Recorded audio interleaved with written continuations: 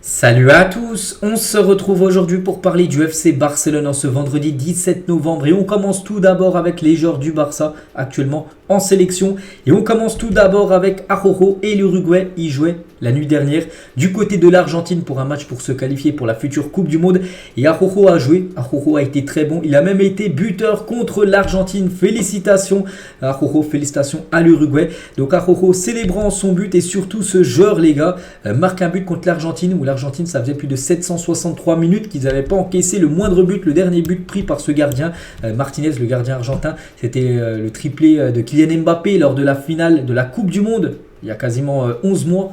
Donc voilà, c'était fou. Ils enchaînaient des matchs sans prendre de but et Araujo a été buteur. Un but pas de la tête. On sait que c'est un exercice où il est plutôt bon de la tête, mais plutôt du pied droit. Voilà, où il la touche à Martinez, mais il n'a pas pu l'enlever. Donc voilà, félicitations bien sûr à lui, à Araujo. Donc il a remporté, donc déjà il a marqué.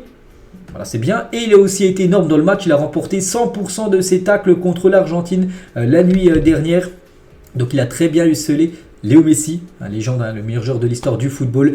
Il n'a pas existé la nuit dernière parce qu'Araujo et même les autres joueurs de l'Uruguay l'ont très bien pris. Donc félicitations à cette équipe et l'Argentine a concédé sa première défaite depuis son titre mondial avec un but de Araujo, donc une victoire 2-0 de l'Uruguay. Il y avait aussi Rafinha qui jouait, Rafinha avec le Brésil, il jouait la nuit dernière du côté de la Colombie et défaite de Rafinha du Brésil 2-1. Donc Rafinha a commencé titulaire, il a joué 82 minutes de jeu donc lors de cette rencontre malheureusement perdue pour sa sélection.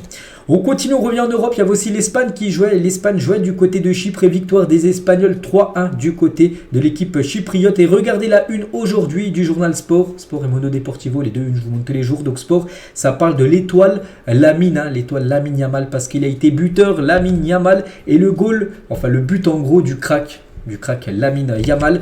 Donc déjà son troisième match et deuxième but déjà avec la sélection espagnole. On est très content pour lui. Il a marqué au bout de 5 minutes de jeu hier sur un ballon. J'ai pas vu le match mais j'ai vu son but. Il met en gros deux feintes. Puis il marque tout simplement. Donc but d'un jour on a l'impression avec beaucoup de sérénité, beaucoup de calme alors qu'il a seulement 16 ans. Le jeune Lamine Yamal. Donc Lamine a joué 73 minutes lors de la rencontre hier. Donc il a marqué un but. Donc Gavi il a joué tout le match entier. Ferran il a joué les 13 dernières minutes de la rencontre. Et Inigo, notre joueur du Barça, il n'a pas joué. Voilà, concernant les 4 joueurs du Barça du côté de l'Espagne.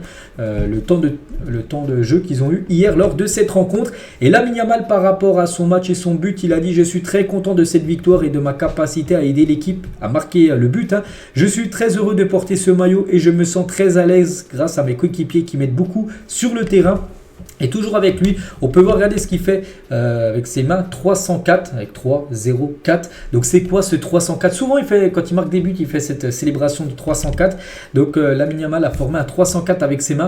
Lors de la célébration du but hier, il représente le code postal de Rocafonda, son quartier d'enfance. Donc voilà pourquoi il fait 304 tout simplement. Lamine Yamal est toujours avec lui. Donc alors qu'il ne dispute actuellement sa troisième rencontre avec l'Espagne. Donc il ne pourra plus changer d'équipe nationale. Voilà, c'est fini. Au bout de 3 matchs, tu es obligé de rester. Et du coup il restera jamais un joueur espagnol. Parce qu'on sait qu'il a le choix entre l'Espagne. Il y a encore quelques mois on en parle entre l'Espagne et le Maroc.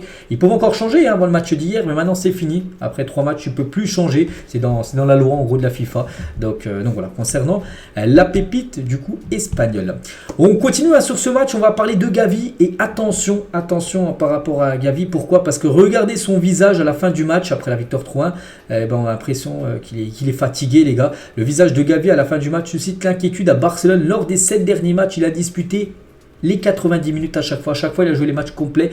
Donc, ses gestes de visage indiquent qu'il est très fatigué. Ça se voit. Ces derniers matchs, il a joué tout le match entier. Attention, blessure. On sait, les joueurs qui enchaînent trop. Blessure qui arrive, c'est pour ça qu'il faut faire tourner. Mais là, en Espagne, il joue. Il va falloir qu'il ait un peu de repos, Gavi, parce que je sais que c'est un joueur très important, c'est pour l'Espagne. C'est pour ça qu'il joue aussi pour le Barça, peut-être l'un des meilleurs en ce début de saison. Et le perd sur blessure, j'en sais rien, à cause d'une fatigue musculaire, pour être un gros coup dur. Il faut le faire souffler, Gavi, parce qu'il y a un moment, les gars, ça n'ira pas. Donc voilà, concernant le jeune Gavi. On va parler du Portugal, le Portugal de Cancelo et Félix. Donc les deux ont commencé titulaires, les deux ont joué, ils ont joué 87 minutes. Ils ont commencé ensemble, ils sont sortis ensemble à 87e minute. Donc Cancelo a marqué un but et Félix a joué, mais il n'a pas marqué. Mais bon, le Portugal s'est imposé 2-0 du côté de Liechtenstein. Et Cancelo a regardé son gros match, 87 minutes jouées, 5 occasions créées, c'est le plus. Le plus grand nombre de dribbles, c'est lui. Le plus grand nombre de duels gagnés, c'est lui, 14, 1 but, précision de passe, 90%. 133 ballons touchés, 100% de plaquage gagné et 6 récupérations de balles. Un gros match de la part de João Cancelo. Donc voilà ce qu'il va dire sur les joueurs du Barça en sélection. Il y en a encore qui vont jouer aujourd'hui, voire demain, voire les prochains jours. Mais nous, on revient maintenant à Barcelone. Et un petit coup d'œil, un petit rappel du programme du Barça pour les prochains matchs. Aujourd'hui, on est le 17 et le prochain match, c'est dans 8 jours. Ça sera du côté du Rayo Vallecano. Ça sera 14h. Je ne sais pas si c'est fixe à cet horaire ou ça changera. Mais bon, voilà, c'est le 25. Donc dans 8 jours, la prochaine rencontre. Les joueurs du Barça non convoqués en sélection sont bien sûr à l'entraînement. Pour l'instant, il n'y a pas de repos. Ils auront des repos les prochains jours, mais il y avait également encore entraînement aujourd'hui. Et l'entraînement pendant la trêve internationale pour Pedri, qui n'a pas été convoqué avec l'Espagne parce qu'il revenait de blessure un peu. Donc voilà, quelques photos. On peut voir aussi Alejandro Baldé. On peut voir de nouveau Pedri avec un Oriol Romeu. On peut voir aussi Marcos Alonso, Baldé de nouveau. Donc voilà, toutes les photos. Et il y a eu un match entre l'équipe 1, donc les joueurs de l'équipe première, donc Baldé, Pedri, Romeu, Inaki et Marcos Alonso, plus les juvéniles, donc l'équipe U19 et certains de la filiale, et le Barça Athletic, voilà, c'était la Barça Athletic, l'équipe B, l'adversaire, elle s'est soldée par un match nul, un partout avec un but de Pau Victor. Donc Xavi a maintenant donné 3 jours de repos à l'équipe. Là, c'était le dernier entraînement de la semaine, donc demain, samedi, dimanche et lundi, normalement pas d'entraînement. Voilà pour l'équipe.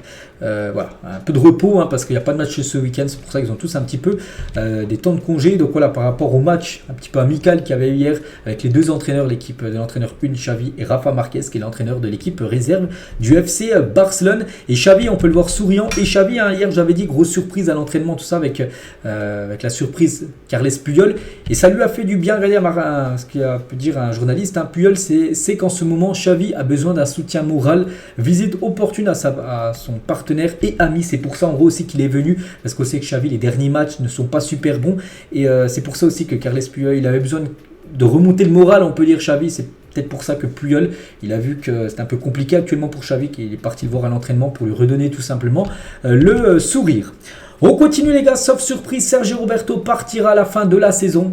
Je ne sais pas si c'est une bonne ou mauvaise nouvelle, j'en sais rien. Bon, je pense plutôt une bonne parce que je pense qu'il est plutôt limité pour jouer du côté du Barça. Il a fait une belle carrière à Barcelone, mais normalement, la saison prochaine ne sera plus joueur du FC Barcelone. Et pareil aussi pour Marcos Alonso, lui aussi les gars, lui aussi devrait normalement partir en fin de saison. Les deux joueurs sont en fin de contrat au 30 juin 2024. Concernant Frenkie de Jong, le haut niveau qu'offre Frenkie de Jong oblige le Barça à faire un effort pour renouveler son contrat afin qu'il ne parte pas, parce qu'on peut voir quand il n'est pas là, le Barça ne joue pas pareil. Un sac de Jong est tellement important, on peut le voir quand il est blessé, là c'est un peu plus compliqué. Et c'est pour ça que le Barça du coup doit faire un effort pour le prolonger et renouveler le contrat de Jong ne va pas être facile. Son cas est complexe. Donc le joueur n'a pas oublié ce qui s'est passé l'été dernier lorsque le club a voulu le vendre. N'oubliez pas que le club voulait le vendre à Manchester et lui le joueur disait non, je veux rester, alors que le Barça poussait pour qu'il quitte le club. Il n'a pas oublié ça, bien sûr, Frenkie de Jong. Mais Deco lui a fait comprendre très clairement que la situation maintenant avait changé, que maintenant le Barça ne voulait plus le vendre. Regardez, ils veulent même le prolonger parce qu'on peut voir quand il n'est pas là, c'est plus compliqué. Donc voilà, concernant la situation de Frenkie de Jong, donc il y a lui que le Barça va essayer de prolonger, ces autres joueurs là. Le Barça a entamé des contacts pour renouveler les joueurs dont les contrats se terminent en 2026.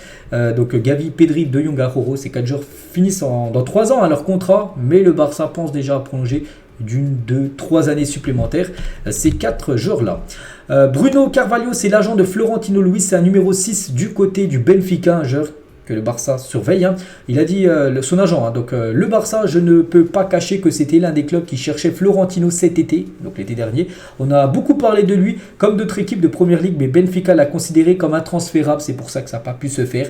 Mais pourquoi pas, peut-être pas l'hiver prochain, mais plutôt l'été prochain. C'est vrai que ce nom, les gars, apparaît de temps en temps dans les rumeurs de transfert du côté de Barcelone, ce Florentino Luis.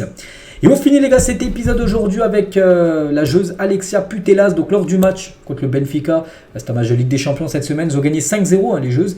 Elle a joué et elle a été blessée. Et le Barça surveille le genou d'Alexia Putellas. Elle ne s'est pas entraînée avec le groupe hier. Et le Classico approche, le Classico féminin. C'est entre le Barça et le Real Madrid. C'est ce week-end, c'est au stade Montjuic. Et on ne sait pas, elle est incertaine concernant cette rencontre, en espérant bien sûr qu'elle soit là. Alexia Putellas. Donc voilà les gars ce qu'il y avait à dire aujourd'hui. J'espère que ça vous a plu. On se retrouve tout simplement demain pour le prochain numéro. À demain.